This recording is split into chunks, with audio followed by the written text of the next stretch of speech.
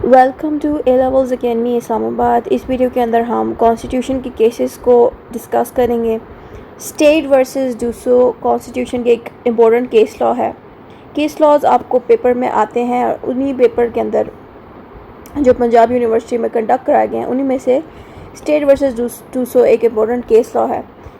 इस case law का ये नेम है स्टेट वर्सेस डूसो, और ये जो यहाँ पे एक रेफरेंस लिखा है ये आपको लाजमी याद रखना है, क्योंकि बाज़ औक़ात को पेपर के अंदर नेम की जगह सिर्फ रेफरेंस मेंशन किया जाता है।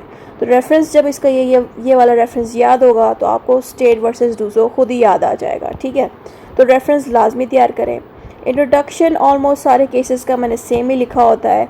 एंड वाली जो लाइन है उसमें मैंने चेंजेस की होती हैं कि एंड वाली लाइन में मैं उस केस लॉ का नेम मेंशन करती हूँ जो हम अटैम्प्ट कर रहे हैं। बाकी स्टार्ट पे जितना कुछ भी लिखा हुआ है यहाँ से लेके यहाँ तक वो जुडिशरी को डिफ़ाइन कर रहा है, यानी कि जो जुडिशरी है वो किस तरह से लॉज बनाने में मदद करती है, किस तरह से जुडिशरी की मदद से प्रेसिडेंट्स बनते हैं। ठीक है, तो वैसे तो ये मैंने कई दफ़ा रिपीट किया हुआ है, लेकिन मैं आप लोगों के सामने दोबारा रिपीट कर लेती हूँ, क्योंकि बहुत से स्टूडेंट्स ऐसे होते हैं जो फर्स्ट टाइम मेरी वीडियो देखते हैं, तो उनके लिए मैं ये रीड करती हूँ। वीडियो स्टार्ट करने से पहले आपकी स्क्रीन पर एक और वीडियो प्ले होगी, आप प्लीज़ वो देख लें।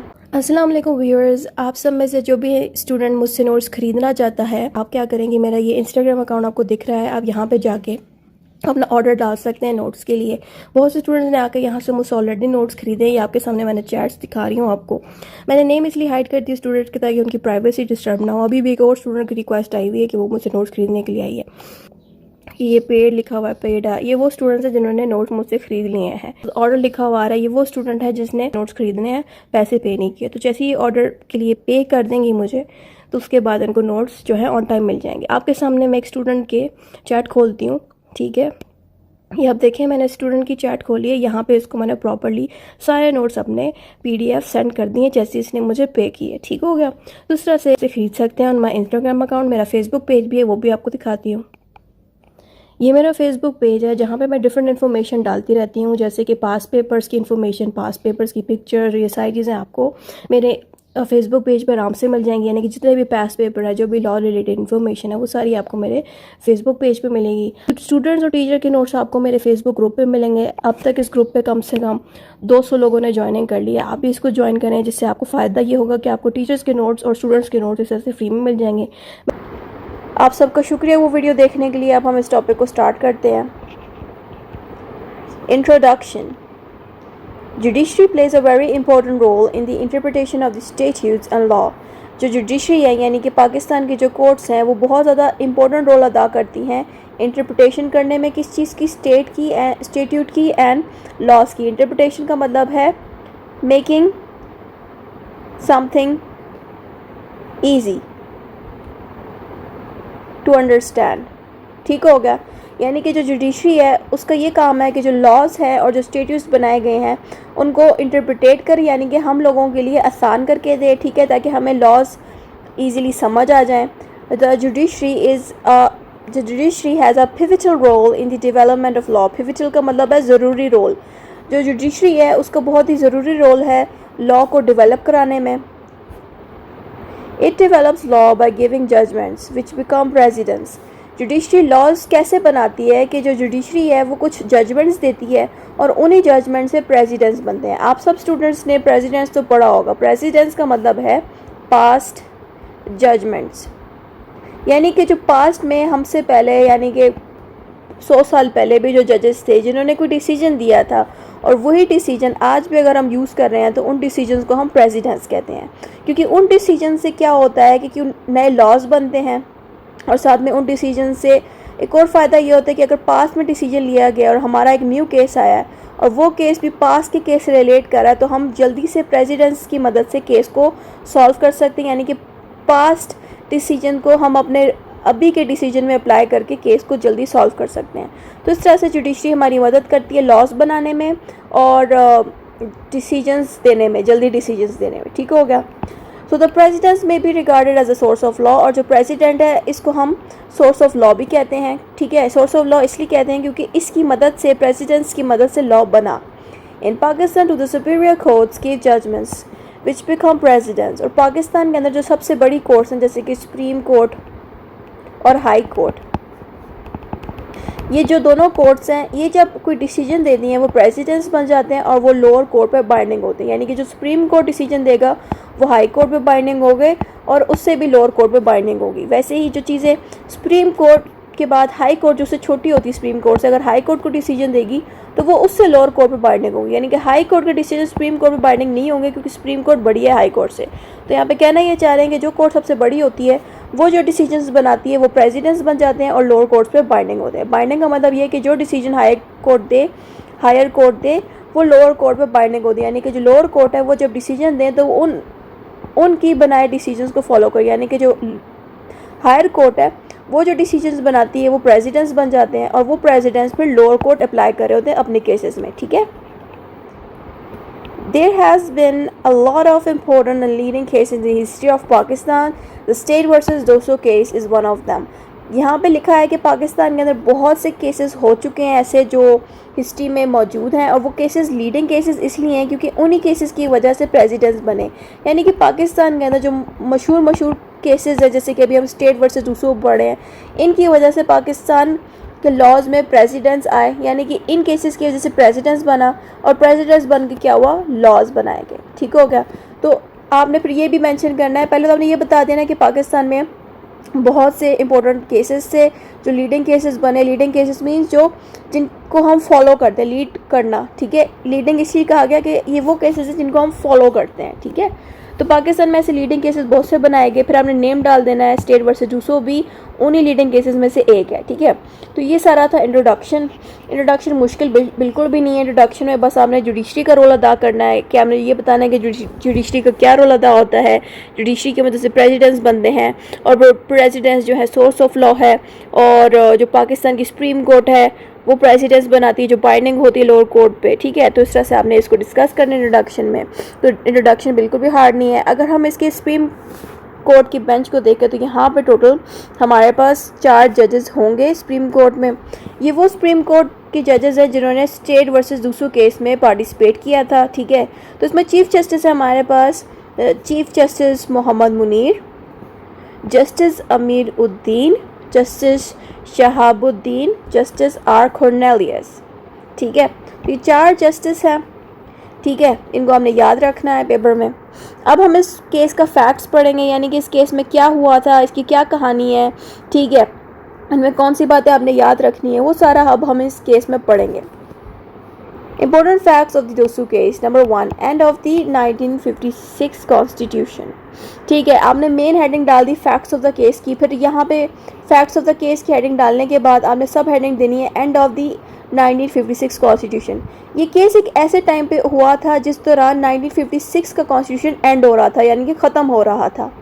In the 1958 Pakistan's first constitution, the 1956 constitution came to an end. The constitution was only in a place for 2 years and there were several reasons for its termination. तो यहाँ पे ये लिखा है कि पाकिस्तान का जो सबसे पहला कॉन्स्टिट्यूशन है वो था 1956 का, और वो कॉन्स्टिट्यूशन जो 1956 का था ये ख़त्म हो गया, और ये जो कॉन्स्टिट्यूशन बनाया गया ये सिर्फ़ और सिर्फ 2 सालों तक ज़िंदा रहा। ज़िंदा रहा का मतलब ये है कि मतलब ये वर्किंग पे सिर्फ 2 साल रहा। ठीक है, जैसे 2 साल गुजर गए फिर इसको टर्मिनेट कर दिया गया। टर्मिनेट का मतलब है ख़त्म कर दिया गया इस कॉन्स्टिट्यूशन को। ये आपने बताना है, ये एक हिस्ट्री है। अब यहाँ पे ऑफ कोर्स आपको याद रखना है, ये एक ईयर याद रख लेना है आपको। फिर आपने ये बताना है कि पाकिस्तान का फर्स्ट कॉन्स्टिट्यूशन जो था 1956 का ये एंड हो गया। ठीक है, जिन पॉइंट्स को मैंने सर्कल किया ये आपने याद रखने हैं, और ये तकरीबन 2 सालों तक रहा। फिर इसको सेवरल रीजंस की वजह से टर्मिनेट कर दिया। सेवरल रीजंस का मतलब है वजह, यानी कि बहुत सारी वजूहत बनी थी जिसकी वजह से इस कॉन्स्टिट्यूशन को ख़त्म करना पड़ गया, टर्मिनेट करना पड़ गया। ठीक है, अब हम नेक्स्ट हेडिंग में मूव ऑन करते हैं। आप ये सर्कल किए हुए वर्ड्स नोट कर लेंगे यहीं पर ताकि आप जब पेपर अटैम्प्ट करें तो आपको मुश्किल ना आए याद रखने में। ठीक है, दूसरी हेडिंग है हमारे पास dissolution of central legislature. Central legislature का मतलब ये है कि जो पाकिस्तान के अंदर जो मेन लेजिस्लेटिव ब्रांच है जो लॉज बनाती है वो भी डिज़ोल्व हो गई। अब डिज़ोल्व क्यों हुई, क्या हुआ, वो हम पढ़ते हैं इसमें। The 1956 constitution was एनल्ड। एनल्ड का मतलब है टर्मिनेट। और या टर्मिनेट की जगह एंड भी आप लिख सकते हैं, ख़त्म हो गया। तो यहाँ पे कह रहे हैं जब 1956 का कॉन्स्टिट्यूशन जब ख़त्म हो गया, एंडेड भी लिख सकते हैं नल्ड की जगह। And the central legislature the body that is responsible for making laws. बेशक आप ये वाला पॉइंट ना लिखें, मैंने समझाने के लिए लिखा है कि लेजिस्लेटिव ब्रांच कौन सी होती है। तो यहाँ पे लिखा है and the central legislature was dissolve, यानी कि जैसे ही 1956 का कॉन्स्टिट्यूशन एंड हुआ, उसी के साथ साथ सेंट्रल लेजिस्लेटिव ब्रांच भी एंड होगी, बंद होगी। The decision was made because the parliamentary system was not seen as effective. तो सेंट्रल लेजिस्लेटिव को इसलिए ख़त्म कराया गया 1956 के कॉन्स्टिट्यूशन के साथ, क्योंकि पार्लियामेंट्री सिस्टम जो पार्लियामेंट्री सिस्टम है वो सही से नहीं चल रहा था 1956 की कॉन्स्टिट्यूशन की वजह से। इसलिए उन्होंने सोचा कि सेंट्रल लेजिस्लेचर को भी ख़त्म कर दिया जाए, क्योंकि कॉन्स्टिट्यूशन जो नया बनाया था वो भी ख़त्म होगा, तो साथ ही सेंट्रल लेजिस्लेचर को भी ख़त्म कर दिया जाए, क्योंकि पार्लियामेंट्री सिस्टम उस वक्त सही नहीं चल रहा था। क्योंकि इसी सिस्टम के अंदर कॉन्स्टिट्यूशन को भी बनाया गया, लेजिस्लेटर की ब्रांच को बनाया गया, ठीक है। तो कहते हैं कि इन दोनों चीज़ों को भी ख़त्म कर दिया गया, ठीक है। ये चीज़ें हुई थी इस केस में। तो यहाँ पे याद रखने वाली बातें ये है कि आपने इसमें सेंट्रल लेजिस्लेटर का जिक्र करना है कि ये भी 1956 की कॉन्स्टिट्यूशन के साथ ही ख़त्म हो गया, ठीक है। क्योंकि वजह ये थी कि जो पार्लियामेंट्री सिस्टम थी वो इफ़ेक्टिव नहीं थी। यहाँ पे मैं सही से लिख देती हूँ, वाज नॉट इफ़ेक्टिव, ठीक है। तो यहाँ पे जिन बातों को मैंने सर्कल किया है इनको आपने याद रखना है। नेक्स्ट हेडिंग पे मूव ऑन करते हैं। Next heading is dissolution of central cabinet. और सेंट्रल कैबिनेट जो थी वो भी डिसॉल्व हो गया। अब कैबिनेट जो ब्रांच होती है ये होती है एग्जीक्यूटिव ब्रांच। आप याद रखें कि हर गवर्नमेंट के अंदर 3 मेन ब्रांचेस होती हैं। वो है पहली नंबर 1 पे होती है लेजिस्लेटिव ब्रांच, जो लॉज बनाती है एक कंट्री की, ठीक है, लेजिस्लेटिव। दूसरी जो ब्रांच होती है वो एग्जीक्यूटिव ब्रांच होती है, जो उन्हीं लॉज पे लोगों से अमल करवाती है, जिसमें पुलिस की डिपार्टमेंट और प्राइम मिनिस्टर वगैरह और प्रेसिडेंट्स वगैरह ये आ जाते हैं। और तीसरी ब्रांच होती है जुडिशरी की, जिसमें कोर्ट्स होते हैं, जजेस होते हैं, लॉयर्स होते हैं, ठीक है। तो ये सारी ब्रांचेस जहन में रखते हुए आपने इस केसेस को समझना है, ठीक है। तो जो कैबिनेट की जो ब्रांच है, जो एग्जीक्यूटिव डिपार्टमेंट होता है, ये भी डिसॉल्व हो गया, ठीक है। Along with the central legislature the central cabinet which was the executive branch of the government was also dissolved। फिर आपने ये बताना है कि सेंट्रल लेजिस्लेटिव के साथ साथ सेंट्रल कैबिनेट जो कि एग्जीक्यूटिव ब्रांच है गवर्नमेंट की, वो भी डिसॉल्व हो गई, ठीक है। तो इन बातों को जिनको मैंने सर्कल किया आप याद रख लें ताकि आपको पेपर के दौरान मुश्किल ना आए। आगे फिर आपने बताना है डिसोल्यूशन ऑफ प्रोविजनल लेजिस्लेचर। अब प्रोविजनल लेजिस्लेचर वो ब्रांच होती है जो प्रोविंसेस में है, यानी कि ये वो लेजिस्लेटिव ब्रांच है जो प्रोविंसेस में मौजूद होती है, ठीक है। In addition to the dissolution of the central legislature and cabinet, the provisional legislature, the local law-making body in different regions of the country, was also dissolved।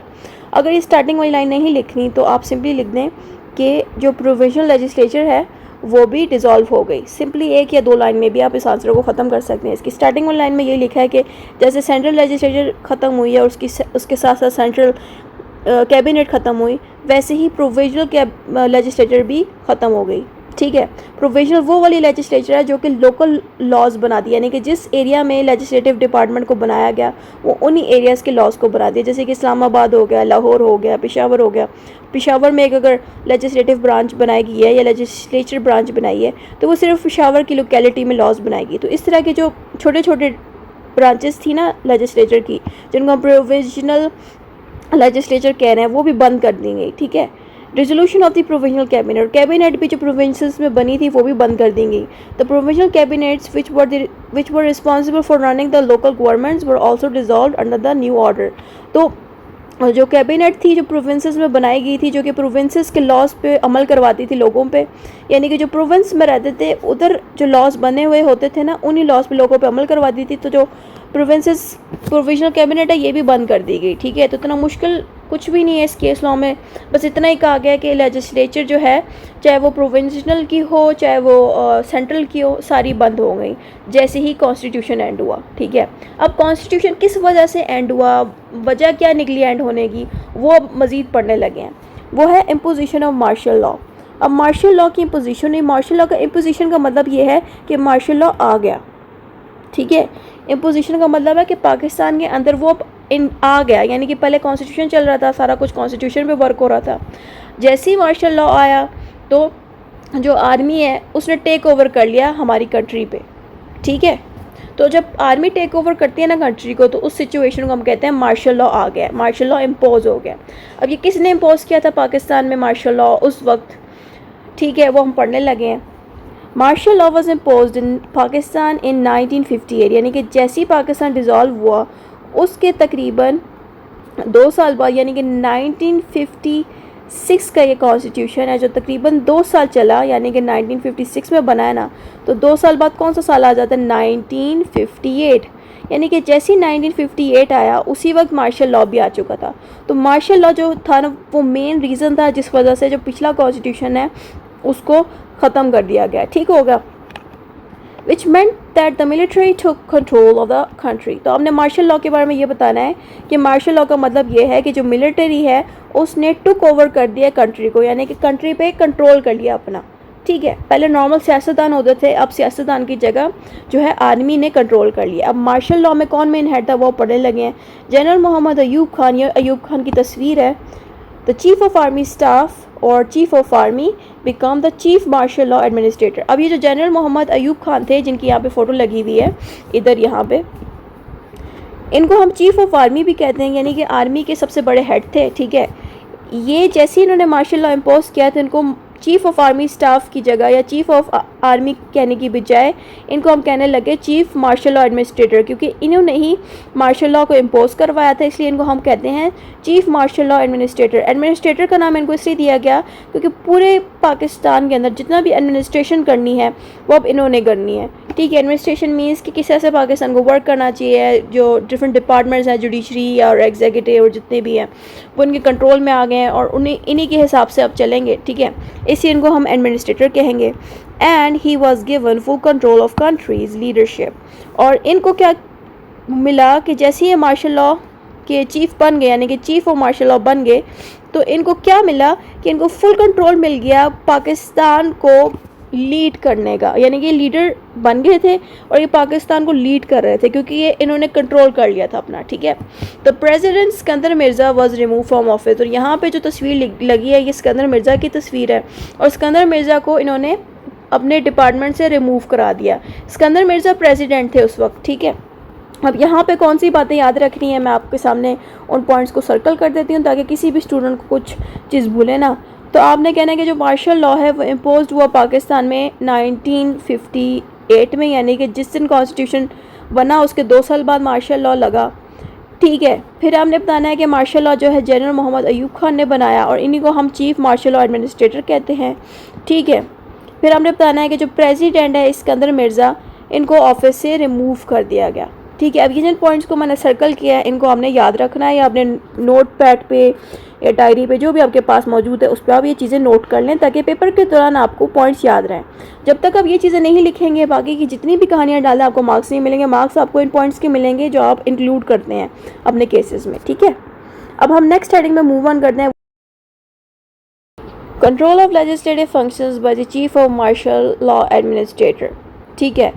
तो जो chief of martial law administrator थे, यानी कि जो अयूब खान थे ना, उन्होंने legislative functions पे भी कंट्रोल कर लिया, यानी कि जो लॉ मेकिंग बॉडी थी उस पे भी अपना कंट्रोल कर लिया, यानी कि लॉ बनाने वाली जो एक डिपार्टमेंट होता है ना उसको हम लेजिस्लेटिव डिपार्टमेंट कहते हैं, तो उस पर भी इन्होंने अपना कंट्रोल कर लिया।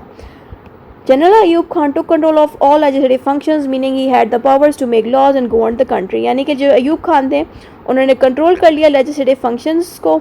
जैसे उन्होंने कंट्रोल किया उससे क्या हुआ कि इनके पास लॉ मेकिंग पावर्स आ गई कि ये अपनी मर्जी के लॉज बना सकते थे।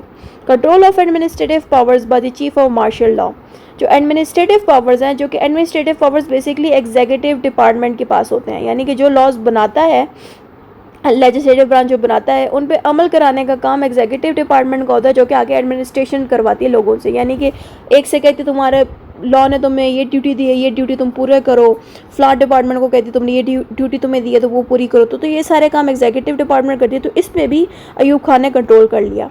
तो यहाँ पे लिखा है in addition to controlling the legislative function general Ayub Khan also took control of the executive और administrative powers of the state. और जो अयूब खान थे उन्होंने लेजिस्लेटिव फंक्शन के साथ साथ एग्जीक्यूटिव फंक्शंस यानी कि एडमिनिस्ट्रेटिव पावर्स पे भी अपना कंट्रोल कर लिया, ठीक हो गया। अगली हेडिंग इसमें आपने देनी है proclamation of law continuous in force order 1958। ये एक पीसीओ ऑर्डर है, इसको फुल फॉर्म में कहते हैं promulgation of law, continuous in force order, promulgation को P, कंटिन्यूस इन फोर्स को C, O के लिए ऑर्डर, ठीक है। तो इसको हम शॉर्ट फॉर्म में PC ऑर्डर्स कहते हैं, ठीक है। आप PC ऑर्डर भी लिख दो, बट बेहतर ये है कि आप इसको फुल फॉर्म में लिखो तो आपको अच्छे नंबर मिलेंगे। PCO लिखेंगे तो एग्जामिनर कहेंगे ये PCO क्या है, तो PCO की जगह आप बेहतर ये है कि आप proclamation of law continuous in force order 1958 complete name लिखें। After taking control general Ayub Khan introduce the law continuous in force order 1958, यानी कि जैसे अयूब खान ने लेजिस्लेटिव डिपार्टमेंट और एग्जीक्यूटिव डिपार्टमेंट पर अपना कब्जा कर लिया, कंट्रोल कर लिया, उसके फ़ौरन बाद उसने एक लॉ बनाया जिसका नाम था law of continuous in force order 1958, यानी कि जो हेडिंग पे बात आपने डाली ना लॉ की, वही हेडिंग वाला नाम आपने नीचे डाल देना है, प्रोक्लेमेशन ऑफ लॉ, ठीक है। ये ऑर्डर इसने बना दिया, उससे क्या हुआ कि which had imported effects on the countries legal system. इस लॉ को बनाने से क्या हुआ कि अयूब खान को कंट्रोल मिल गया कि वो कंट्री के लीगल सिस्टम को अपने हाथ में ले आए, कंट्रोल कर सके, ठीक है। आगे नेक्स्ट हेडिंग आपने इसमें डालनी है effects of law continuous in force order 1958। अब यहाँ पर हमने ये बताना है कि ये जो ऑर्डर यहाँ पे बनाया गया है इसका क्या इफेक्ट हुआ है, इसकी आपने इफेक्ट की हेडिंग डाल देनी है, ठीक है। यहाँ पे मैंने लॉ से ही डायरेक्ट स्टार्ट कर दिया, आप चाहो तो उसके साथ लिख दो effect of proclamation of the law, इस तरह से भी लिख सकते हो, ठीक है। तो इसमें इफेक्ट सबसे पहला हुआ रिस्टोर द कोर्ट्स जुरिस्डिक्शन, तो order restore the power of courts to perform their function. ये जैसे ये ऑर्डर बनाना, इससे क्या असर पड़ा हमारी कंट्री पे कि जो जुडिशरी थी जो तबाह हो चुकी थी पाकिस्तान के कॉन्स्टिट्यूशन की वजह से, यानी कि जो पाकिस्तान का कॉन्स्टिट्यूशन बना था वो इतना अच्छा नहीं था कि उसे जुडिशरी सही से वर्क नहीं कर पा रही थी। तो जैसे अयूब खान आया, उसने जैसे ये ऑर्डर बनाया तो इस ऑर्डर के ऊपर एक न्यू जुडिशरी बनाएगी, यानी कि ऐसी जुडिशरी बनाएगी जो पहले से बहुत अच्छा परफॉर्म कर रही थी, ठीक है। दूसरी चीज़ इसमें यह हुई validated all laws that were in place before the martial law were considered valid and continued to apply. तो बहुत से लॉज ऐसे थे जो इस ऑर्डर के बनने से वैलिडेट हो गए। वैलिडेट का मतलब है जिनको अप्रूव कर दिया इस ऑर्डर ने, यानी कि कुछ ऐसे लॉज थे जिसको पिछले कॉन्स्टिट्यूशन ने अप्रूव नहीं किया था, लेकिन इस ऑर्डर ने क्या किया, उन लॉज को अप्रूव कर दिया, वैलिडेट कर दिया। तो वो चीज़ जो है इस लाइन में लिखी है कि ऑल लॉज जो पहले अप्रूव नहीं हुए थे वो मार्शल लॉ के इस ऑर्डर पे वैलिडेट हो गए, उनको अप्रूव कर दिया गया और लोगों पे आगे अप्लाई करवा दिया गया, ठीक है। इस पे अगली हेडिंग हमने देनी है एक्सेप्शंस की। The 1956 constitution was specifically excluded from being validated by this order. तो यहाँ पे ये भी बताया गया कि जो 1956 का कॉन्स्टिट्यूशन था उसको इन सब मामलात से अलग रखा, एक्सक्लूडेड का मतलब है अलग रखा, और ना ही इसको वैलिडेट किया, अप्रूव किया, यानी कि लॉज को तो अप्रूव कर दिया लेकिन कॉन्स्टिट्यूशन को अयूब खान की हुकूमत ने अप्रूव नहीं किया, ना ही उसके बनाए हुए ऑर्डर ने अप्रूव किया, ठीक है। अब हम नेक्स्ट हेडिंग में मूव ऑन करते हैं। Next heading is governance of the country according to 1956 constitution. Despite an annulment of the 1956, annulment की जगह एंडिंग भी लिख सकते हैं, यानी कि बेशक पाकिस्तान का जो कॉन्स्टिट्यूशन है पहला वाला 1956 वो ख़त्म हो गया है, एनलमेंट हो गई उसकी। तो law continuous in force order 1958 made provisions to govern the country as close to the 1956 constitution as possible.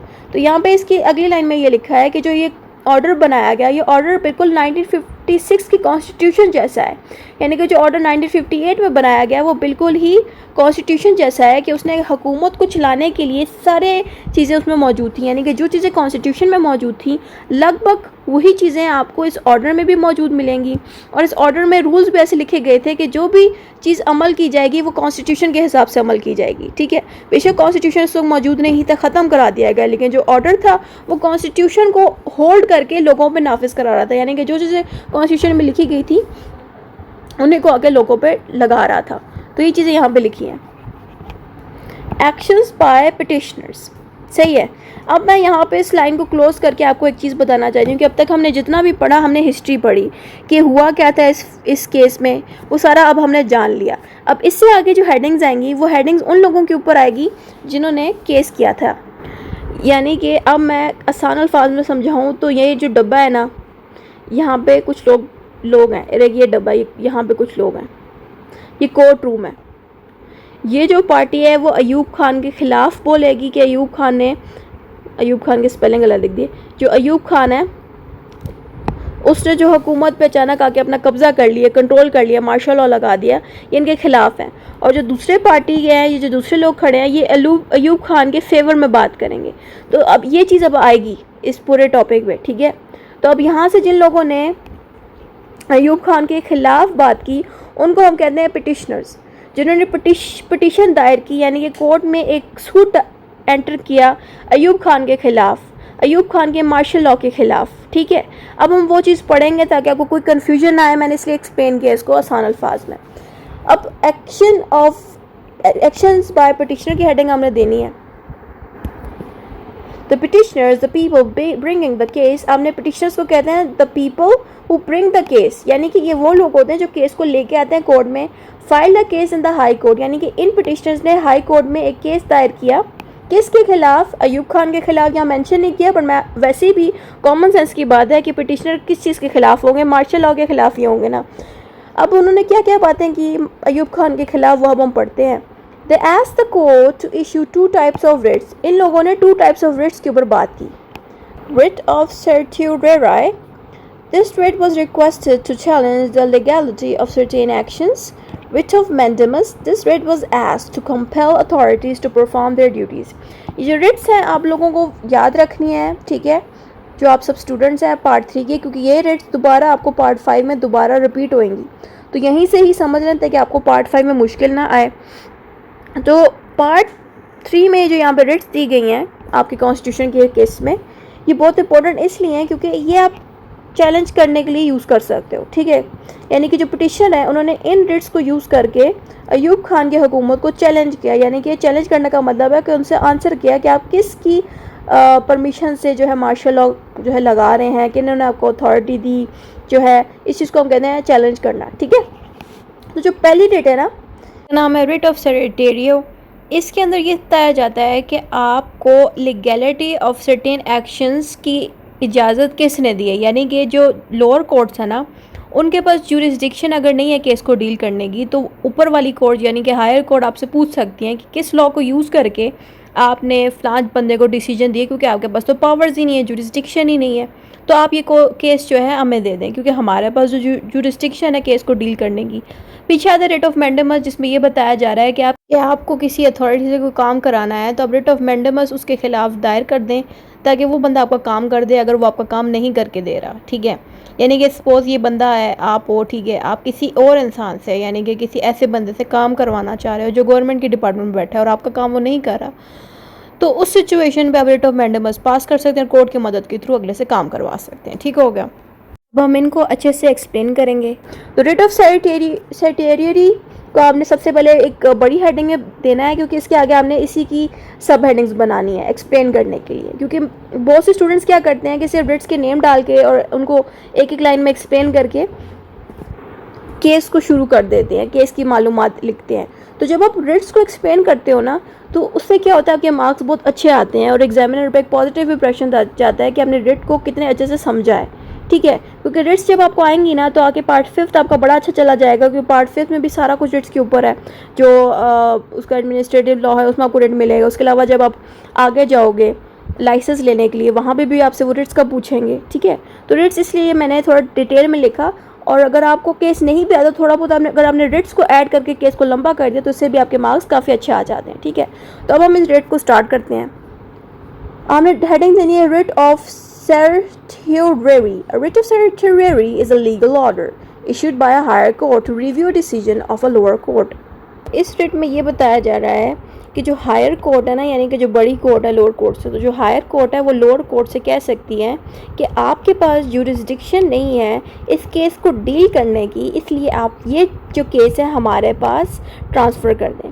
Jurisdiction का अगर आपको नहीं पता, जो ज्यूरिसडिक्शन का मतलब होता है कि जो कोर्ट्स हैं उनको वो पावर्स नहीं दी गई, ठीक है, तो उसको कहते हैं लेक ऑफ ज्यूरिसडिक्शन। अगर कोर्ट के पास वो पावर्स हैं तो उनको कहते हैं कि दे हैव द ज्यूरिसडिक्शन। तो पावर्स की जगह आप ज्यूरिसडिक्शन का लफ्ज़ इस्तेमाल करते हो कोर्ट्स के लिए। अब ज्यूरिसडिक्शन की डिफरेंट टाइप्स होती हैं, जैसे कि पैसों की ज्यूरिसडिक्शन को हम कहते हैं पेक्यूनियरी ज्यूरिसडिक्शन। पेक्यूनियरी ज्यूरिसडिक्शन का मतलब होता है कि किन कोर्ट्स के पास कितने पैसे के अमाउंट को डील करने का पावर है, यानी कि अगर लोअर कोर्ट होगी तो वो एक फिक्स अमाउंट से ऊपर वाले केसेस को डील नहीं कर सकती, तो वो केस जो है हायर कोर्ट के पास जाएंगे। वैसे ही टेरिटोरियल जुरिस्डिक्शन जो होती है वो ज़मीनों के ऊपर होती है, यानी कि एक ऐसी टेरिटोरियल जुरिस्डिक्शन है, यानी कि केस अगर लाहौर में है तो कोर्ट जो है उनको लाहौर वाली ही चुननी चाहिए। यानी कि केस अगर लाहौर में हो, यानी कि लड़ाई आपकी लाहौर में लगी है किसी बंदे के साथ और आप उसका केस इस्लामाबाद या पेशावर के किसी कोर्ट में कर रहे हो, तो पेशावर और इस्लामाबाद के कोर्ट के पास जुरिस्डिक्शन नहीं है आपके केस को डील करने की, टेरिटोरियल जुरिस्डिक्शन नहीं है, क्योंकि आपका केस किसी और टेरिटोरी में हुई है। टेरिटोरी का मतलब है लोकेशन, ठीक है। तो जिस और लोकेशन में आपके मसला चल रहा है आपको उसी लोकेशन के कोर्ट में जाना है, ना कि हमारे पास आए, ठीक है। तो इनको हम कहते हैं टेरिटोरियल जुरिस्डिक्शन। तो यहाँ पे जो हायर कोर्ट है वो लोअर कोर्ट से अगर कह रही है ना कि आपके पास जुरिस्डिक्शन नहीं है, पावर्स नहीं है, तो वो कोर्ट केस आप हमारी तरफ ट्रांसफ़र कर दें, तो उस चीज़ को हम कहते हैं रिट ऑफ सेरेटेरियो। तो वो चीज़ मैं पहले एक्सप्लेन कर चुकी हूँ, दोबारा एक्सप्लेन कर दी है। It's commonly used in appellate courts like the Supreme Court to decide whether to hear a case। तो ये जो रिट ऑफ सेरेटेरियो आपको मोस्टली appellate कोर्ट्स में देखने को मिलेगी, ठीक है। जो सुप्रीम कोर्ट है ना वो नॉर्मली appellate कोर्ट भी इसको कहा जाता है। appellate कोर्ट्स उन कोर्ट्स को कहते हैं जो जिनमें आप अपील कर सकते हो। अपील करने का मतलब ये कि एक केस अगर चल रहा है, ठीक है, और उस पर डिसीजन दे दिया गया, अगर आप उस डिसीजन पे खुश नहीं हो तो आप उस डिसीजन पे अपील कर सकते हो किसी बड़ी कोर्ट में। तो नॉर्मली आप किस बड़ी कोर्ट पे जाओगे, आप हाई कोर्ट या सुप्रीम कोर्ट पे जाओगे ना, राइट। तो जो सबसे बड़ी कोर्ट है पाकिस्तान में वो सुप्रीम कोर्ट है। तो सुप्रीम कोर्ट को हम अपीलेंट कोर्ट भी कह सकते हैं क्योंकि उनके पास अथॉरिटीज़ हैं अपील्स को सुनने की। यानी कि जो डिसीजंस लोअर कोर्ट में लिए गए हैं, अगर लोअर कोर्ट को कोई शक है कि इसके पास जुरिस्डिक्शन नहीं है तो आप उनके डिसीजंस पे हायर कोर्ट में अपील कर सकते हो। अगर हायर कोर्ट में भी अगर आपको लगा कि हाई कोर्ट ने सही से डिसीजन नहीं दिया तो हाई कोर्ट के ऊपर जो उन्होंने हाई कोर्ट ने डिसीजन दिया उसके ऊपर अपील आप सुप्रीम कोर्ट में लेके जा सकते हो। तो ये चीज़ें होती हैं रिट ऑफ सेरेटेरियो में, यानी कि आप खुद अपील नहीं करते रिट ऑफ सेरेटेरियो में। नॉर्मली जो सुप्रीम कोर्ट है, जो हाई कोर्ट है, वो खुद ही अपनी पावर को यूज़ करके लोअर कोर्ट से कहती है कि मैं तुम पे रिट ऑफ सेरेटेरियो डाल रहा हूँ ताकि तुम अपने केस को मेरे पास लेके आओ, क्योंकि तुम्हारे पास वो जुरिस्डिक्शन ही नहीं है इस केस को डील करने की। तो ये होता है रिट ऑफ सेरेटेरियो। अब रिट ऑफ सेरेटेरियो का पर्पज़ क्या है? The main purpose of writ of certiorari is to review the lower courts decision to determine if any legal error was made. तो रिट ऑफ सेरेटेरियो का purpose ये होता है कि जो लोअर कोर्ट के डिसीजन है उसको चेक किया जाए कि क्या लोअर कोर्ट के पास इतनी पावर्स हैं कि इस केस को वो डील कर सके। क्या लोअर कोर्ट ने सही से लॉज को यूज़ किया इस केस में? क्या लोअर कोर्ट ने सही से प्रेसिडेंस को यूज़ किया? तो ये सारा कुछ जो है रिट ऑफ सेरेटेरियो में आता है।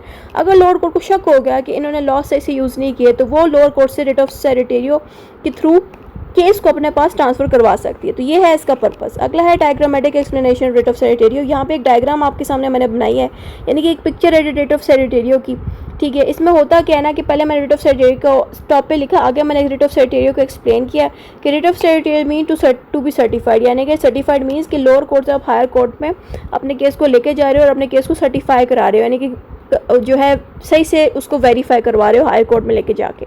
It is issued by the higher court to some inferior court और tribunal to transfer the matter to it. यहाँ पे रिट ऑफ सेरेटेरियो कोई हायर कोर्ट ही आपके ऊपर लाता है। किन के ऊपर ये रिट ऑफ सेरेटेरियो लाता है? इंफीरियर कोर्ट्स पे, यानी कि जो हायर कोर्ट से जो छोटी कोर्ट्स है उनको ऑर्डर करता है कि आप अपने केस को मेरे पास लें क्योंकि आपके पास पावर नहीं है। ज़रूरी नहीं सिर्फ इंफीरियर कोर्ट्स को करे, ट्राइब्यूनल कोर्ट्स को भी ये ऑर्डर दे सकती है कि आप अपने केस को हमारे पास ट्रांसफ़र करते हैं, ठीक है। अब यहाँ पे एक डायग्राम देखेंगे, यहाँ पे जज बैठा हुआ है, ठीक है। We give you a lifetime imprisonment, यानी कि ये जज जो है इस बंदे को कह रहा है we give you a lifetime imprisonment. अब लोअर कोर्ट जो है इसके पास पावर्स ही नहीं है लाइफ टाइम इम्प्रिजमेंट देने की। इसके पास ज़्यादा से ज़्यादा पावर्स है कि इन पे फाइन लगा सके या कुछ दिनों के लिए या महीने के लिए जेल पे जा सके। अगर लाइफ टाइम इम्प्रिजमेंट की पावर्स देनी है ना, या लाइफ टाइम इम्प्रिजमेंट की अगर आप कहते हो ना कि सही से कोर्ट के पास जाऊँ, तो वो होगी हायर कोर्ट। तो आपने लोअर कोर्ट में आके लाइफ टाइम इम्प्रिजमेंट अगर जज दे रहा है तो जज के पास तो ये पावर नहीं है।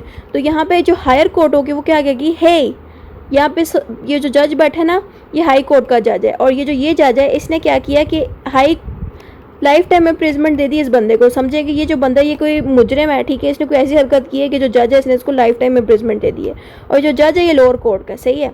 अब यहाँ पे जो हायर कोर्ट का जज है वो क्या कह रहा है इस लोअर कोर्ट के जज से, रिट ऑफ सेरेटेरियो को यूज़ करके कहता है lower court we want this case to be transfer to us, ठीक है। यानी कि रिट ऑफ सेरेटेरियो को यूज़ करके हायर कोर्ट डिमांड कर रहा है लोअर कोर्ट के जज से कि तुम अपना ये जो केस है वो हमारी तरफ ट्रांसफ़र करो, सही है। तो ये चीज़ इस डायग्राम में हुई। तो यहाँ पे writ of certiorari is issued on the grounds of excess of jurisdiction और lack of jurisdiction, error of law. Excess of jurisdiction का मतलब है कि आप अपने जुरिस्डिक्शन से ज़्यादा यूज़ कर रहे हो, यानी कि अब देखो यहाँ पे अगर आप देखो, एक सेकंड मैं इसको ना ठीक करूँ ज़रा। अच्छा, अब यहाँ पे अगर आप देखो तो इसने लाइफ टाइम इम्प्रिजमेंट दिया। लाइफ टाइम की पावर्स हैं ही नहीं लोअर कोर्ट के पास। मैं मिसाल दे रही हूँ, ठीक है। अब मिसाल में ये लिखा है कि लाइफ टाइम की पावर्स इनके पास नहीं है, तो इन्होंने अपनी जुरिस्डिक्शन को एक्सेस कर लिया, यानी कि अपनी दी हुई पावर से ज़्यादा यूज़ की हैं जो कि इनके पास नहीं है। तो ये होगी एक्सेस ऑफ जुरिस्डिक्शन। या फिर इनके पास वो पावर्स हैं ही नहीं, तो उनको कहते हैं लेक ऑफ जुरिस्डिक्शन। तो दोनों सिचुएशंस में, चाहे आपको जो पावर्स दी गई हैं उससे ज़्यादा आप यूज़ कर रहे हो, चाहे आपको जो पावर्स दी गई हैं उनका तो वो पावर्स मौजूद ही नहीं है जो आप जिन पे डिसीजंस दे रहे हो, तो इन दोनों सिचुएशन में रिट ऑफ सेरिटेरियो अप्लाई होता है। उसके अलावा एरर और फ्लॉज में भी यूज़ होता है। अगर लोअर कोर्ट के डिसीजन में लॉ का एरर हो जाए तब भी आप रिट ऑफ सेरिटेरियो को यूज़ कर सकते हो। ठीक होगा। तो ये सारी हमने डायग्राम बना के इसको समझ लिया। अब आपने इसमें हेडिंग दूसरी दानी है, process of obtaining a writ of certiorari, कि प्रोसेस क्या है, यानी कि लॉ में रिट ऑफ सेरिटेरियो को हासिल करने का क्या प्रोसेस है, कोर्ट को किसी से आप मनवा सकते हैं रिट ऑफ सेरिटेरियो देने के लिए। तो पहला प्रोसेस इसमें लिखा है filing a petition. The party seeking review petitioner files a petition for writ of certiorari with the higher court, यानी कि वो जो पार्टी है ना जिसको डाउट है लोअर कोर्ट पे कि उन्होंने लॉ को सही से यूज़ नहीं किया, या उन्होंने एक्सेस जुरिस्डिक्शन यूज़ कर लिया, या उनके पास लेक ऑफ जुरिस्डिक्शन है, अगर ये सारे मामलात हैं और आप कहते हो रिट ऑफ सेरिटेरियो अप्लाई हो, तो आप खुद एक पिटीशन दायर करते हो रिट ऑफ सेरिटेरियो की हायर कोर्ट पे। तो हायर कोर्ट पर देखेगी लोअर कोर्ट के उस डिसीजन को, यानी कि जिस कोर्ट के खिलाफ आप हायर कोर्ट में सेरिटेरियो रिट डालना चाहते हो उस कोर्ट को आप मेंशन करोगे और उस केस को भी मेंशन करोगे, डिसीजन भी मेंशन करोगे, डेट टाइम हर चीज़, ताकि जो हायर कोर्ट है वो सारी तफसील देख सके। Decision by the court, the higher court decides whether to grant the writ. If granted the court issues the writ and the case proceeds to review. अब हाई कोर्ट जो होगी जिसके ऊपर आपने जिनको आपने भेजी है एक रिट के, आप उनसे कहते हैं ना पिटिशन भेजी है रिट के लिए, यानी कि आपने सपोज एक मैसेज भेजते हैं ना इंसान किसी को, तो बिल्कुल वैसे ही आप एक पिटिशन भेजते हो, एक डॉक्यूमेंट्स भेजते हो हाई कोर्ट को,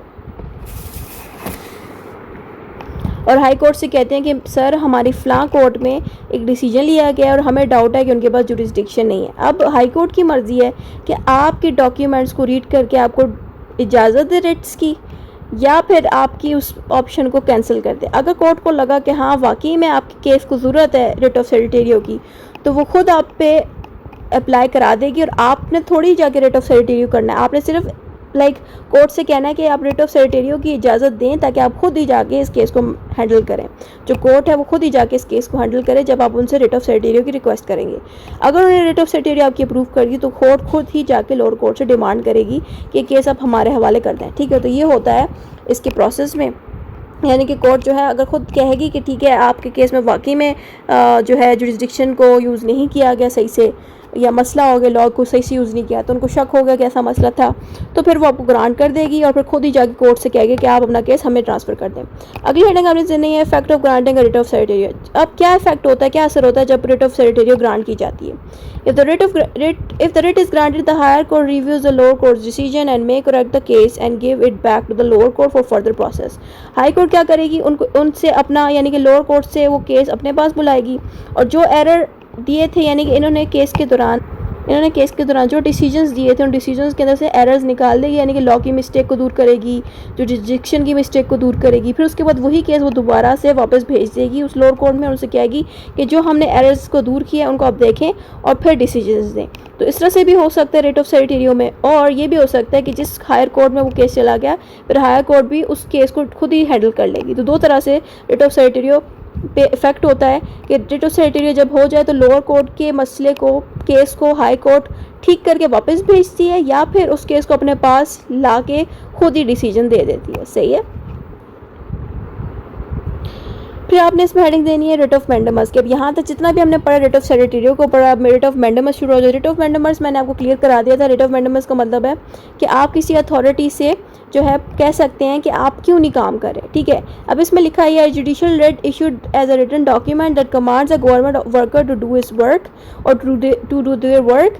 this writ is given when any government officer is not performing their duty। अब ये बहुत ही सिंपल वर्डिंग्स में मैंने लिखा है कि रिट ऑफ मैंडेमस एक रिटन डॉक्यूमेंट होता है, ठीक है, जो कोर्ट की मदद से आप किसी ऐसे बंदे को भेजते हो जिससे आप काम करवाना चाह रहे हो। यानी कि अगर आप एक नॉर्मल इंसान हो, एक सिविलियन हो, और आप किसी गवर्नमेंट के डिपार्टमेंट में किसी बंदे से जो कि गवर्नमेंट का ही बंदा है उसे कोई काम करवाना चाह रहे हो और वो आपका काम नहीं करके दे रहा है, तो आप कोर्ट से मदद लेके कोर्ट से कहते हो कि सर आप प्लीज़ रिट ऑफ मैंडेमस पास कर दें हमारे इस केस पे, क्योंकि हमारा ये बंदा काम करके नहीं दे रहा।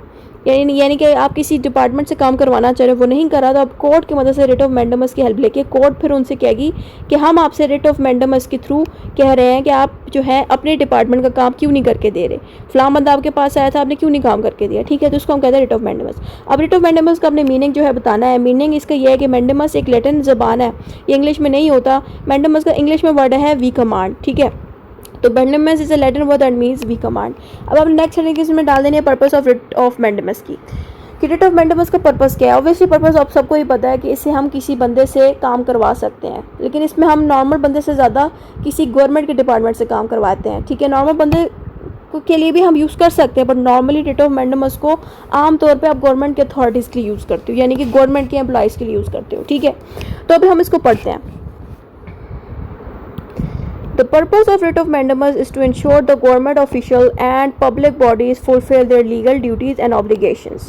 It is like a tool to order someone to do their work. यहाँ पे आपने इसमें पर्पस में ये डालना है कि जो रिट ऑफ मैंडेमस इसका पर्पस ये है कि जो गवर्नमेंट के ऑफिसर्स हैं और जो जितने भी पब्लिक बॉडीज़ हैं, जो गवर्नमेंट की बॉडीज़ हैं, वो सारी अपनी ड्यूटीज़ को प्रॉपरली फुलफ़िल करें, यानी कि जो भी इनके ऊपर ड्यूटीज़ दी गई हैं उनको ये निभाएं। रिट ऑफ मैंडेमस को आप एक टूल की तरह यूज़ करते हो, एक हथियार की तरह यूज़ करते हो किसी भी डिपार्टमेंट से या किसी भी इंसान से कोई काम करवाने के लिए, ठीक है।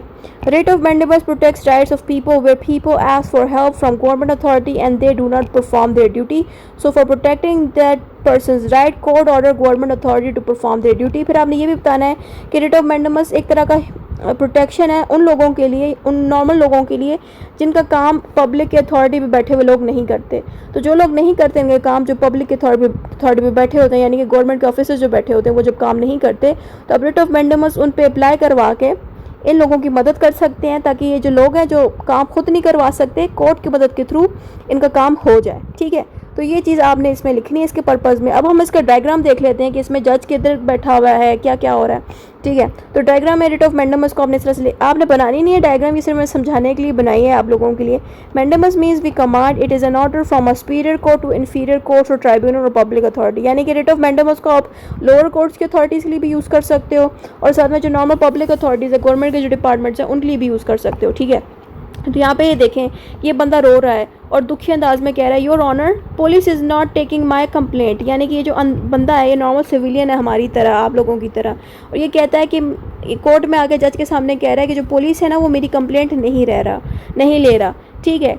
और आगे से आपने लिखना है कि ये एग्रीव्ड इंडिविजुअल है। एग्रीव्ड उन लोगों को कहते हैं जो दुखी हों, जो परेशान हो किसी की हरकत की वजह से, उन बंदों को हम कहते हैं एग्रीव्ड, ठीक है। तो इसमें आपने देख लिया कि ये बंदा बड़ा दुखी है। और ये जो जज साहब है इसने क्या किया कि इसने कहा कि we order you to take his complaint. ये किसको ऑर्डर दे रहे हैं? पुलिस वाले को। पुलिस वालों को कह रहे हैं कि we order you to take his complaint. अब ये ऑर्डर इसने किस तरह किया?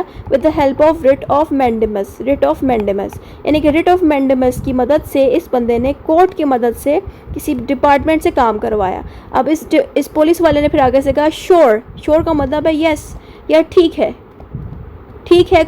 ठीक है उर्दू में होता है, इंग्लिश में इसको कहते हैं श्योर, कि हाँ ठीक है मैं इस बंदे का काम कर दूंगा। और ये पुलिस वाला कौन है? पब्लिक अथॉरिटी है, ठीक है। अब इसमें लिखा writ of mandamus can not be granted against private individual organization. और रिट ऑफ मैंडेमस को आमतौर पे मैंने बताया है कि प्राइवेटली आप यूज़ नहीं कर सकते। लोग कहते हैं कि प्राइवेटली भी होता है, कुछ लोगों ने इसके ऊपर पूरी हिस्ट्री बनाई हुई, पूरा सारा बताया है, बट कॉमनली देखा जाए ना तो रिट ऑफ मैंडेमस को पब्लिक अथॉरिटीज़ के लिए यूज़ किया जाता है। जैसे कि पुलिस एक पब्लिक अथॉरिटी, उनके लिए आप यूज़ कर सकते हो, और भी बहुत सारे डिपार्टमेंट्स हैं गवर्नमेंट के, उनके ऑफिसर्स के लिए आप यूज़ कर सकते हो रिट ऑफ मैंडेमस, ठीक है। तो अब हमारे पास आते हैं next heading, when is a writ of mandamus use. अब आपने ये बताना है कि जो रिट ऑफ मैंडेमस है वो कब यूज़ की जाती है, ठीक है। A writ of mandamus is used when a government official or public body refuses to perform their duty that they are legally required to do so। अब writ of mandamus तब यूज़ कर सकते हैं जब कोई गवर्नमेंट का department का कोई बंदा, ठीक है, रिफ्यूज़ कर देता है अपनी ड्यूटी परफॉर्म करने से, जो ऑलरेडी उसके ऊपर है, यानी कि ऑलरेडी उसको वो ड्यूटी परफॉर्म करनी है लेकिन वो नहीं करता आपके लिए, तो आप तब रिट ऑफ मैंडेमस उसके खिलाफ यूज़ कर सकते हैं। How is a writ of mandamus obtain, यानी कि रिट ऑफ मैंडेमस कैसे हासिल की जाती है। To obtain a writ of mandamus a petition must be filed with the court that has jurisdiction over the matter.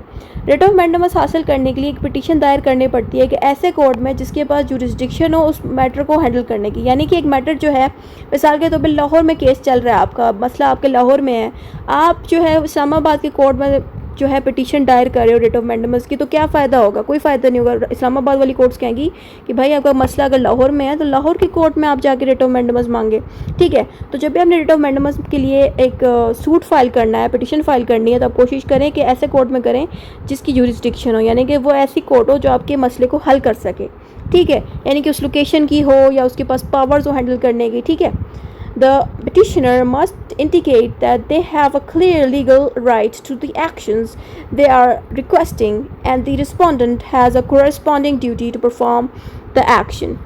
और जो पिटिशनर साहब है ना, पिटिशनर मीन जो बंदा अपनी दरख्वास्त लेके कोर्ट में गया है और कह रहा है कि फ़लाँ डिपार्टमेंट ने तो मेरा काम नहीं किया, जो पिटिशनर है, ठीक है, उसके पास एक लीगल राइट होना चाहिए, यानी कि ऐसा बंदा नहीं होना चाहिए जिसके पास लीगल राइट्स मौजूद ही नहीं है, बगैर लीगल राइट्स के वो किसी डिपार्टमेंट के पास अपना हक मांगने गया। कि जो मिसाल के तौर पे अगर आप एक बंदे हो, पुलिस वाले हो, ठीक है, या आप पुलिस वाले तो दूसरी डिपार्टमेंट होगी ना, अगर आप एक ऐसे इंसान हो जो पुलिस डिपार्टमेंट से हेल्प ले रहे हो, ठीक है, आप खुद ही मुजरिम हो, आपने चोरी की है, गलत इंसान हो, तो फिर आपके पास लीगल राइट तो नहीं हुआ ना पुलिस से मदद मांगने का, यानी कि चोरी भी आपने खुद की है और आप खुद कह रहे हो कि मेरा मसला बन गया। नहीं, अगर आप एक ऐसे इंसान हो जिसके पास लीगल राइट मौजूद है, यानी कि आप चोरी भी नहीं करते, साफ़ सुथरे इंसान हो, आपको आपके साथ वाकई में जुल्म हुआ है और आप पुलिस से मदद मांगने जा रहे हो, पुलिस जो है रिफ्यूज़ करिए आपकी मदद करने से या कंप्लेंट को दायर करने से, तो ऐसी सिचुएशन पे आप पुलिस वाले को आगे खड़ा कर सकते हो। लेकिन आपने ये भी याद रखना है कि जिस पुलिस के पास आप जा रहे हो उसके पास वो ड्यूटी है कि नहीं। पता चले आप किसी ऐसे पुलिस वाले के पास चले गए हो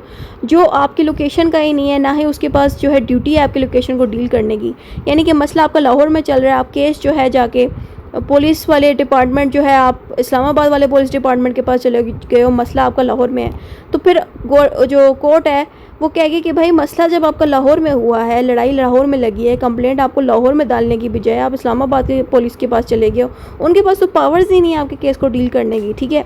तो आपने करना ये है कि जिसके खिलाफ आप रिट ऑफ मैंडेमस के लिए जा रहे हो, अब ये देख लेना कि वो बंदा लाहौर की लोकेलिटी का है कि नहीं, लाहौर की पावर्स उसके पास हैं कि नहीं, ठीक है। तो आपने कोशिश करनी कि लाहौर में अगर मसला बना है तो लाहौर की पुलिस वाले के पास जाएं जो कि उन मैटर्स को हैंडल करने वाला हो, जिनके पास ड्यूटीज़ हो उन मसलों को हैंडल करने की। फिर भी अगर वो आपकी ड्यूटी को हैंडल ना करें, रिफ्यूज़ करें, तब आप कोर्ट जा सकते हैं, ठीक है।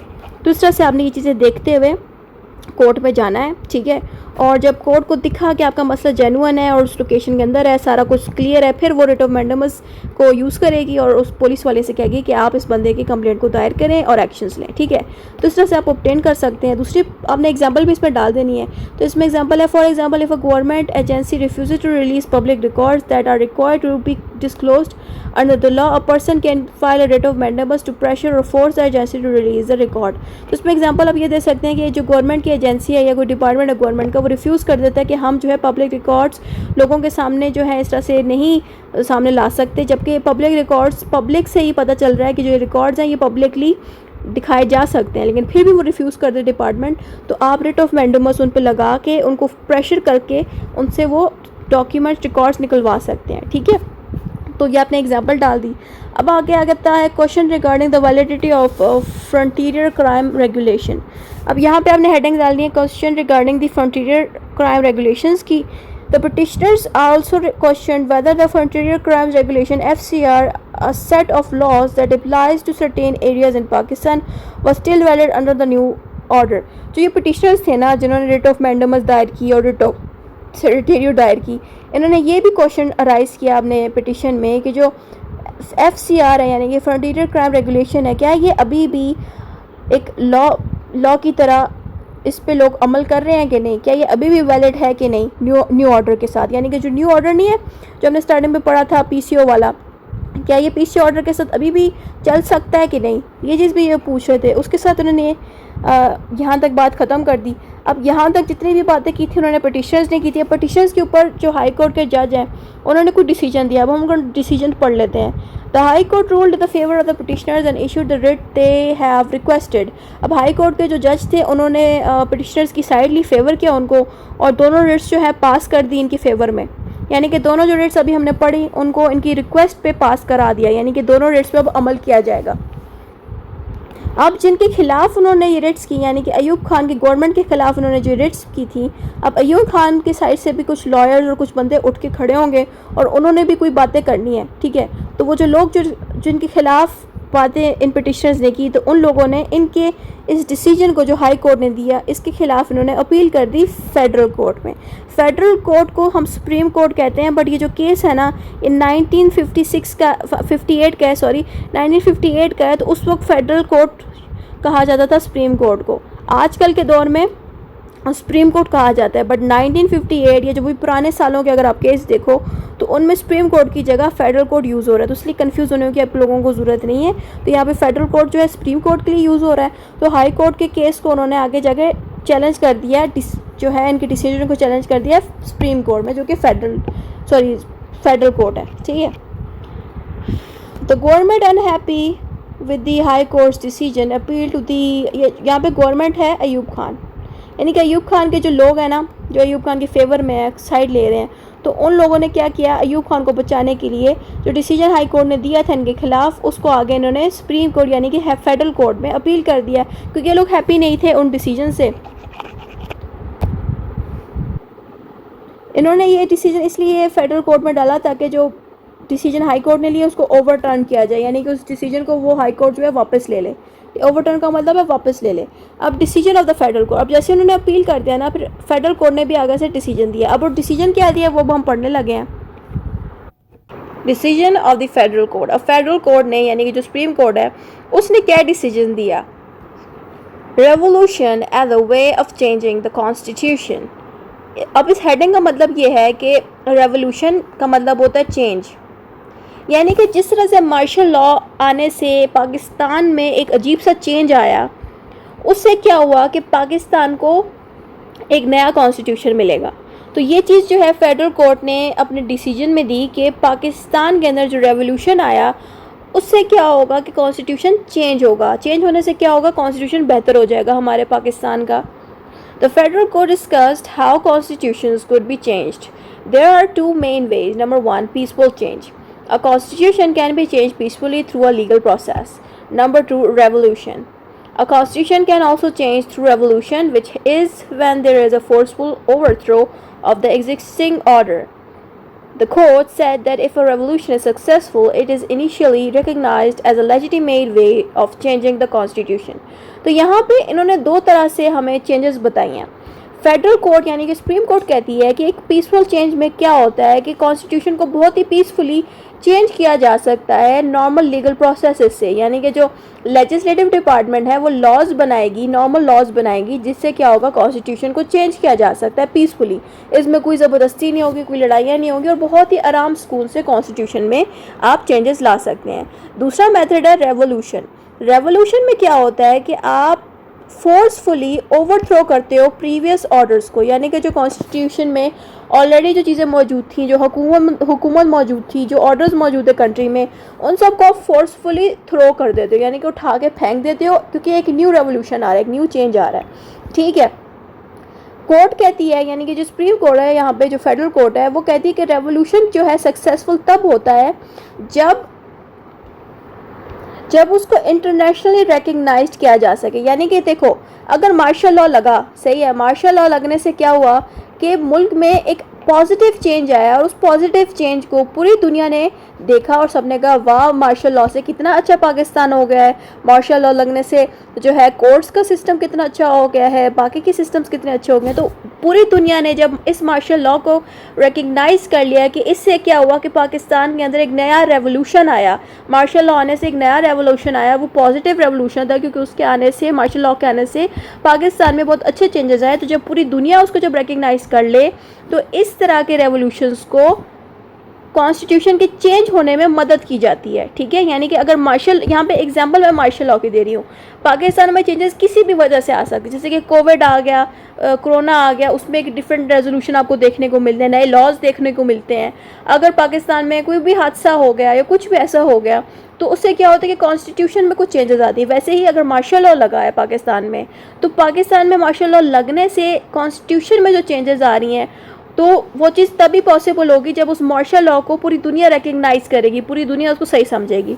तो मार्शल लॉ लगने से क्या हुआ कि पाकिस्तान में काफ़ी चीज़ें अच्छी हो गई, बेहतर हो गई, एडमिनिस्ट्रेशन अच्छी हो गई। तो पूरी दुनिया ने जब ये चीज़ देखी तो इस मार्शल लॉ को रिकग्नाइज़ कर दिया और सबने कहा कि यही मार्शल लॉ और ये जो चेंजेस हैं, रेवोल्यूशन है, ये कॉन्स्टिट्यूशन को चेंज कर देगी अब। ठीक है, पहले तो उसको चेंज नहीं कोई करेगा, लेकिन जब सबने रिकग्नाइज़ कर दिया, यानी कि पूरी दुनिया ने इंटरनेशनली इसको रिकग्नाइज़ कर दिया, तो फिर इस मार्शल लॉ को रिकग्नाइज करके कहेंगे कि कॉन्स्टिट्यूशन में भी इस चीज़ को आप अप्लाई करें। तो यहाँ पे जो याद रखने वाली बातें हैं वो हैं ये दो, पीसफुल चेंज और रेवोल्यूशन चेंज। और रेवोल्यूशन चेंज में क्या होता है कि रेवोल्यूशन चेंज में फोर्सफुली जो है आप ओवरथ्रो करते हो एग्जिस्टिंग ऑर्डर्स को, एग्जिस्टिंग हुकूमत को। और फिर उसके बाद कोड ये भी कहती है कि रेवोल्यूशन जो है तब भी सक्सेसफुल होगा जब इसको इंटरनेशनली रिकग्नाइज किया जा सके। ठीक है, तो इन पॉइंट्स को आप याद रख लें। अब हम अगली हेडिंग में मूव ऑन करते हैं, वो है no jurisdiction of courts after revolution.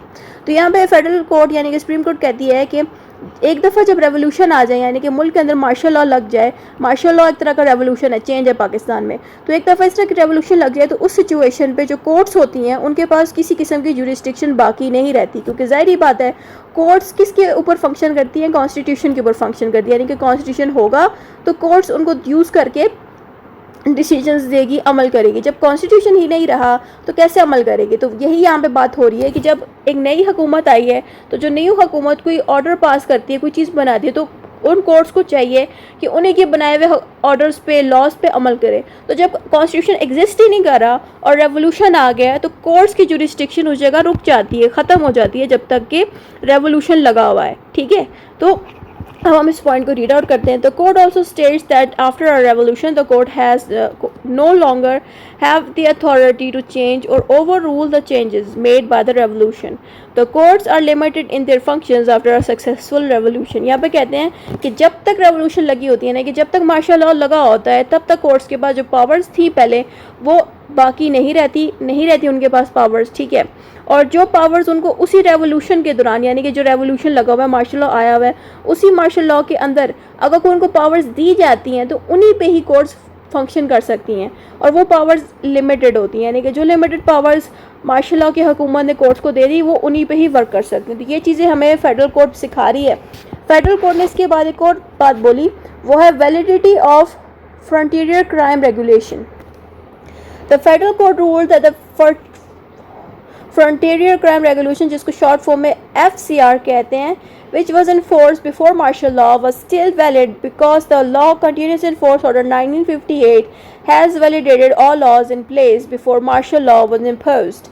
तो यहाँ पे कह रहे हैं कि जो ये ऑर्डर है फ्रंटियर क्राइम रेगुलेशन का, ये मार्शल लॉ से पहले भी एग्जिस्ट करता था, इस पर लोग अमल करते थे, लेकिन मार्शल लॉ आने से पहले, यानी कि जिस दिन मार्शल लॉ आया था पाकिस्तान में उससे एक दिन पहले या 2 दिन पहले जो भी डेट थी, उन डेट्स के अंदर, यानी कि मार्शल लॉ लगने से जो पहले के जो दिन थे उसमें क्या किया कि एक इस तरह के ऑर्डर को पास करा दिया गया। यानी कि जैसे ही अयूब खान आया ना, अयूब खान के कब्जा होने से पहले अयूब खान ने ये ऑर्डर पास कराया, तो इस ऑर्डर ने क्या किया, इस पुराने ऑर्डर को, फ्रंटियर क्राइम रेगुलेशन को वैलिड कर दिया और कह दिया कि इस पे लोग मार्शल लॉ के दौरान भी अमल कर सकते हैं, ये रुकेगा नहीं मार्शल लॉ होने से।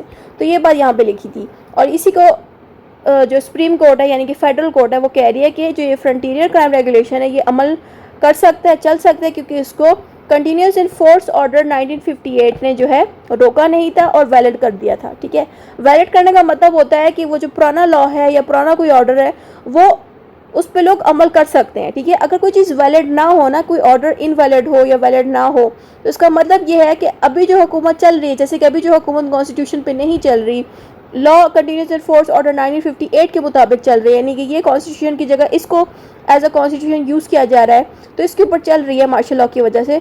तो अगर किसी चीज़ को या लॉ को या ऑर्डर को उन्होंने इनवैलिड कर दिया तो उसका मतलब ये है कि उस चीज़ पे आप अमल नहीं कर सकते जब तक कि उनकी हुकूमत रहेगी और ये ऑर्डर रहेगा। सही है, तो यही बात है। तो अगर इसकी हुकूमत ने अगर इसको वैलिड कर दिया ना फ्रंटियर क्राइम रेगुलेशन को, तो इसका मतलब ये है कि ये जो फ्रंटियर क्राइम रेगुलेशन है इस पर आप अमल कर सकते हैं, ये हमें सुप्रीम कोर्ट कह रही है। आगे सुप्रीम कोर्ट ने कहा है इफेक्ट ऑफ सक्सेसफुल रेवोल्यूशन।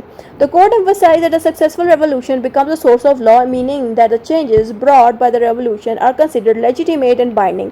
यहाँ पे कोर्ट एम्फसाइज कर रही है, जोर दे रही है कि अगर सक्सेसफुल रेवोल्यूशन हो जाए, यानी कि जो रेवोल्यूशन है, चेंजेस जो हैं वो सक्सेसफुल हो जाए, ठीक ठीक है, तो वो लॉ का एक सोर्स बन जाती है। यानी कि अगर रुके ज़रा मैं इसको साफ़ कर दूँ, अगर मार्शल लॉ लग जाए ना, मार्शल लॉ एक चेंज है पाकिस्तान के अंदर, ठीक है, यानी कि पाकिस्तान में जो नॉर्मल हुकूमत चल रही थी उसमें से लोग हट के और मार्शल लॉ लग गई, यानी कि हेड अब अयूब खान आ गया। यानी कि अयूब खान जो था पहले आर्मी का एक चीफ ऑफ आर्मी स्टाफ था, चीफ हेड था, अब वो जब आएगा तो उसने मार्शल लॉ लगा दिया, ठीक है। और जो नॉर्मल लोग थे, जो सियासतदान थे, जो वोटिंग के थ्रू आए थे, वो अब हट गए हैं। तो इससे क्या हुआ, चेंज आया ना कंट्री में। चेंज आने से क्या हुआ, रेवोल्यूशन आई। तो अगर वो रेवोल्यूशन कामयाब हो जाए ना, तो उस रेवोल्यूशन को एक सोर्स ऑफ लॉ माना जाता है। ऐसे रेवोल्यूशन को सोर्स ऑफ लॉ इसलिए कहा जाता है क्योंकि दुनिया को लगता है कि देखो मार्शल लॉ लगाया इन्होंने पाकिस्तान में और उससे कितना अच्छा हो गया पाकिस्तान के अंदर जुडिशरी है, और यानी कि जो कोर्ट्स हैं और जितने भी डिपार्टमेंट्स हैं वो कितना अच्छा वर्क कर रहे हैं। कॉन्स्टिट्यूशन में इतना अच्छा वर्क नहीं कर रहे थे जितना अच्छा वो मार्शल लॉ में कर रहे हैं। तो लोगों को जब ऐसा दिखेगा कि रेवोल्यूशन से कितना पॉजिटिव चेंज आया, तो उस तरह के रेवोल्यूशन को वो लॉ बनाने में यूज़ करेंगे। यानी कि जिस चीज़ से लॉ बनाया जाता है ना, उसको हम सोर्स ऑफ लॉ कहते हैं, ठीक है। तो इसलिए अगर जो रेवोल्यूशन इस टाइप की कामयाब हो जाए, सक्सेसफुल हो जाए, तो उसको as a source of law use भी किया जाता है। यह हमें सुप्रीम कोर्ट कह रही है यहाँ पे, यानी कि फेडरल कोर्ट कह रही है। तो ये बात यहाँ भी लिखी थी। और कहते हैं कि जब वो सक्सेसफुल हो जाए ना, तो इस तरह के रेवोल्यूशन को लेजिटिमेट कह दिया जाता है, वैलिड बना दिया जाता है। ऐसे इस टाइप के रेजोल्यूशंस को, चेंजेस को वैलिड बना दिया जाता है। लेजिटिमेट और वैलिड का सेम ही मतलब है। और इस तरह के जो रेवोल्यूशंस होती हैं ये बाइंडिंग भी होती हैं, यानी कि आने वाले वक्त में कोई भी अगर लॉयर होगा या कोर्ट होगा, डिसीजन देगा, तो वो इन रेवोल्यूशंस को देखते हुए डिसीजंस भी दे सकता है। यानी कि अगर फ्यूचर में दोबारा से मार्शल लॉ लग जाए, कोई और बंदा लगाए, तो उस सिचुएशंस पे हम पुराने पास में हुए रेवोल्यूशन को जो है यूज़ कर सकते हैं अपने केसेस में, क्योंकि ये बाइंडिंग होते हैं, ठीक है। अगला हेडिंग देखते हैं। अगली हेडिंग में हमारे पास लिखा है limited functions of the court after revolution. The court concluded that after a successful revolution the court have limited powers. They cannot go beyond what the new order allows and they must follow the new system established by the revolution। अब देखो हुआ क्या ना इस history में कि martial law जैसी लगा उस वक्त क्या हुआ कि जो पुराना कॉन्स्टिट्यूशन था 1956 का पहला कॉन्स्टिट्यूशन था, उसके 2 साल बाद जब मार्शल लॉ लगा, उसके 2 साल बाद कॉन्स्टिट्यूशन को बंद कर दिया गया, ख़त्म करा दिया गया। तो जब मार्शल लॉ ने ख़त्म करा दिया इस कॉन्स्टिट्यूशन को, तो जैसी कॉन्स्टिट्यूशन को ख़त्म कर दिया तो पाकिस्तान को चलाने के लिए भी तो कुछ चाहिए था ना। तो पाकिस्तान को चलाने के लिए पीसीओ ऑर्डर बनाया, जिसको हम फुल फॉर्म में कहते हैं लॉ कंटिन्यूएंस इन फोर्स ऑर्डर 1958। जो अब तक हम पढ़ते रहे हैं इस टॉपिक में, वो ऑर्डर बनाना पड़ा। उस ऑर्डर को बनाने से क्या हुआ कि वो कॉन्स्टिट्यूशन का रोल अदा कर रहा था।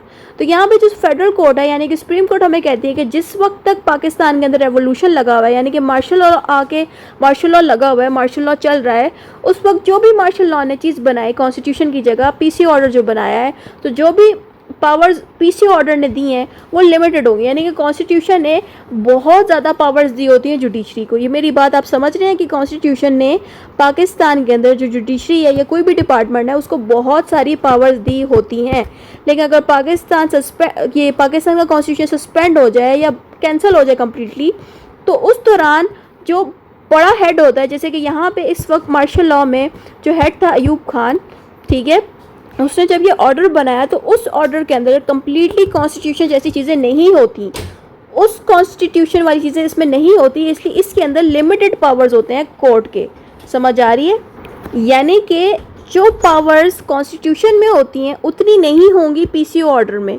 लेकिन कंट्री फ़िलहाल कॉन्स्टिट्यूशन के ऊपर नहीं चल रहा, मार्शल लॉ के बनाए हुए इस ऑर्डर पे चल रहा है, इसलिए उस वक्त जो जुडिशरी मौजूद थी उसको ये कहा गया था कि पीसीओ ऑर्डर के अंदर जितने भी पावर्स आपके लिए छोड़ी गई हैं, आपके लिए रखी गई हैं, आप सिर्फ उन्हीं पावर्स को यूज़ कर सकते हैं। और जो पावर्स आपको नहीं दी इस ऑर्डर ने, इस कंटिन्यूस इन फोर्स ऑर्डर ने नहीं दी, तो वो पावर्स आपके पास है ही नहीं। ये बातें ये फेडरल गवर्नमेंट हमें कह रही है, ठीक है, सॉरी फेडरल शरीयत कोर्ट हमें कह रही है। तो इस कोर्ट का नाम क्या था वैसे? Federal court. मैंने गलती से उसको फेडरल शरीयत कोर्ट कह दी है, फेडरल शरीयत कोर्ट कुछ और होता है। बहरहाल तो यहाँ पे अब कंक्लूजन स्टार्ट हो जाता है। आपको ये अब सारी हिस्ट्री समझ आ गई, तो अब कंक्लूजन में आपने सारा कुछ ऊपर पढ़ा है उसको शॉर्ट करके लिख देना ये किसकी साइड कोर्ट ने ली है। तो यहाँ पे साफ साफ आपको पता चल रहा है कि कोर्ट ने अयूब खान की हुकूमत की साइड ली है, ठीक है। तो कंक्लूजन में हमने लिखना है, in the conclusion the federal court upheld the validity of the frontier crimes regulation under the law continuous in force order 1958। Court ने क्या किया, ये जो फेडरल कोर्ट सुप्रीम कोर्ट है जो, इसने फ्रंटियर क्राइम रेगुलेशन को जो है वैलिड करा दिया, लॉ कंटिन्यूस इन फोर्स के अंडर, ठीक है। The judgment in the case supported the idea that a revolution, if successful, can create a new legal order. और जो जजमेंट्स दी गई थी, यानी कि जो डिसीजन दिया है इस केस में फेडरल कोर्ट ने, उस डिसीजन से हमें ये पता चला कि जो रेवोल्यूशन होता है अगर वो सक्सेसफुल हो जाए तो वो न्यू लॉज बना सकता है, न्यू लीगल ऑर्डर्स बना सकते हैं हमारे कंट्री के लिए। This case also supported Kelsen's theory of law which suggested that the legal system is shaped by the highest authority such a successful revolution। और यहाँ पे कैल्सन्स थ्योरी को अप्लाई किया गया। कैसल थ्योरी वैसे तो आपको इसमें दिख नहीं रही होगी, आप चाहें तो कैसल थ्योरी को भी इसमें लिख दें, बट मैंने इसको स्किप किया क्योंकि स्टूडेंट्स कह रहे थे मैम हमें कैल्सन्स थ्योरी को उसमें रिलेट करना नहीं आ रहा, क्योंकि कैल्सल थ्योरी एक ऐसी थ्योरी है ना जो हमें ये सिखाता है कि जो हुकूमत है ना, जो हमारी दुनिया है या जो कंट्री है, ठीक है, उसको चलाने का एक निज़ाम होता है और चलाने वाली एक अथॉरिटी होती है। तो यहाँ पे कैल्सल थ्योरी ने हमें ये सिखाया कि जो लीगल सिस्टम है किसी भी कंट्री का तभी बन सकता है, तभी उसको शेप किया जा सकता है जब उसमें एक सक्सेसफुल चेंजेस आए, सक्सेसफुल रेवोल्यूशन आए। तो अब तक हमने जितना पढ़ा कि सक्सेसफुल रेवोल्यूशन आया था मार्शल लॉ से, क्योंकि मार्शल लॉ ने एक चेंज पाकिस्तान को दिया। पहले पाकिस्तान में नॉर्मल सियासतदान थे, नॉर्मल लोग थे, बट जब मार्शल लॉ लगा तो ऑब्वियसली आर्मी ने टेक ओवर कर लिया। तो जैसे ही आर्मी ने टेक ओवर किया, यानी कि मिलिट्री ने टेक ओवर किया, तो उससे पाकिस्तान में चेंज आया। और अगर वो चेंज सक्सेसफुल हुआ, उससे क्या होता है कि आप एक नया लीगल सिस्टम बना सकते हो, आप एक नए किस्म की चीज़ें इस्टेब्लिश कर सकते हो। तो ये हमें कैल्सन्स की थ्योरी सिखाती है। अगर आपको कैल्सन्स की थ्योरी को मेंशन नहीं करना तो आप सिंपली कैल्सल थ्योरी को स्किप करके इतना भी कह सकते हैं कि अगर रेवोल्यूशन सक्सेसफुल हो जाए, चेंजेस सक्सेसफुल हो जाए किसी कंट्री में, तो वो लॉ बनाने में बहुत मदद करती है, ठीक है। तो बस इतना ही आपने इसके कंक्लूजन में लिखना है। Thank you for watching. और जो बाकी के आपको केसेस देखने हैं तो यहाँ टॉप पे एक आई का साइन शो हो रहा होगा, उसमें मैंने एक प्लेलिस्ट लगाई है जिसमें सारे केसेस मौजूद हैं। Thank you for watching and don't forget to subscribe.